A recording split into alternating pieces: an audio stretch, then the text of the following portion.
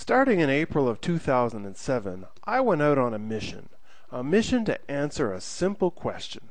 What is the difference between a spiritual awakening and bipolar disorder?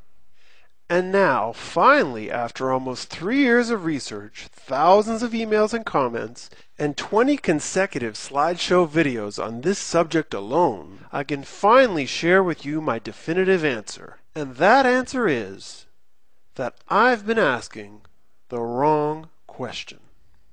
However, as you'll see, by figuring out that I was asking the wrong question, I eventually stumbled upon the right one. And with that, I think I've come across an absolute breakthrough with regards to how, as a society, we view both bipolar disorder and spiritual experiences. A breakthrough that could eventually lead to the healing of thousands of people, not only from bipolar disorder, but from schizophrenia and many other mental disorders.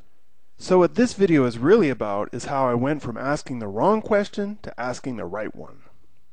You see, before I knew anything about bipolar disorder, I had searched for a clinical understanding of my own spiritual awakening shortly after it happened about 10 years ago.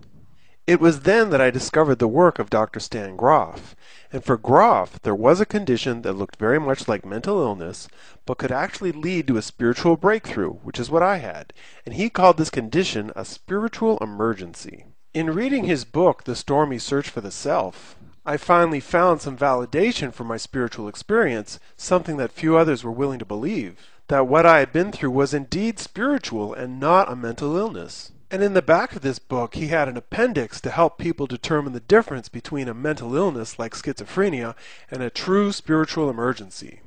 So here were some of the criteria for a spiritual emergency.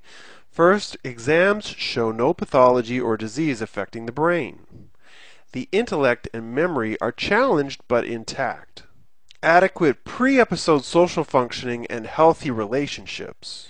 Enough trust to be able to communicate and cooperate with others during the episode. And conversely, there should be an absence of self-destructive behavior, aggressive behavior, or withdrawal from help. The person in a spiritual emergency could also have the feeling that something important, healing, and even spiritual is happening. Spiritual themes such as birth and death are also present in an experience of spiritual emergency. And so, because my experience met all of Grof's criteria, I went for over a decade thinking that my experience and that of people with mental illness were completely different. However, when my niece Anna had an experience in 2007, I was struck by how similar it was to my own and became convinced that she was having a spiritual emergency, even though her psychiatrist was medicating her for what he saw as a mental illness, most likely bipolar disorder. It was then that I started this research project as well as making YouTube videos to share my story. Once the comments started rolling in, I realized that thousands of people labeled with bipolar disorder had stories similar to my own and fit Grof's criteria for a spiritual emergency. And not only that, but once I started producing theory videos explaining what actually happens to someone when they're in a spiritual emergency, I realized that many of us were going through the same deeply spiritual themes while we were in this apparent insanity.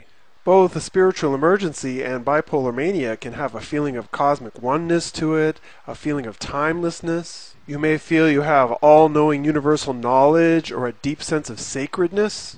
There can be spiritual visions or voices, or as psychiatrists call them, hallucinations. You may think that you're dreaming or in a movie, that you're being tested by God, that you're the Messiah, a prophet, or a saint, or that you're dead, dying, or being reborn. And these are just a few of the very common spiritual experiences that many bipolar people identified with in my videos. However, some bipolar people did not identify with these experiences at all. Not only did these people hate my videos, but they also hated me for making them. "What is so spiritual about wanting to kill my cats?" one guy asked me. "You're going to have to answer to Jesus for this," said one woman. Apparently, for some people, bipolar mania had been almost an anti-spiritual experience. Some people suffered from very demonic hallucinations. Others endured severe paranoia or deep feelings of anger. For me, these people seemed to be encountering experiences that I'd always considered to be closer to schizophrenia. But perhaps what was most common was not these highly positive spiritual experiences or the deeply fearful, painful experience. No, what was most common was a mixed episode. Most people would experience both ends of the spectrum, the love and the fear, the joy and the pain, the good and the evil. It seemed to me that rather than being a separation between spiritual emergencies and bipolar disorder, there was a spectrum of experiences from those dominated by love to those dominated by fear, with most people having a type of mixed episode which would lie somewhere in the middle, a mix of love and fear. And not only that, but this spectrum would go from spiritual emergencies to bipolar disorder all the way to schizophrenia, with no definitive break between the three. And so it's in this way that I became convinced that three experiences which I was sure were completely separate from each other were actually all part of the same spectrum of experience. And that's when I realized that my original question was going nowhere, because I was never going to find a clear, distinct line between a spiritual awakening and bipolar disorder. But it was in realizing that I needed to change direction that I went from asking the wrong question to asking the right one. And that question is, if experiences of spiritual emergency, bipolar mania, and schizophrenia are all part of the same spectrum, then what are the key factors which would lead to someone having a more positive, negative, or mixed episode of psychosis? And it's that question that I intend to answer in part 2 of this video, which you can click on right here.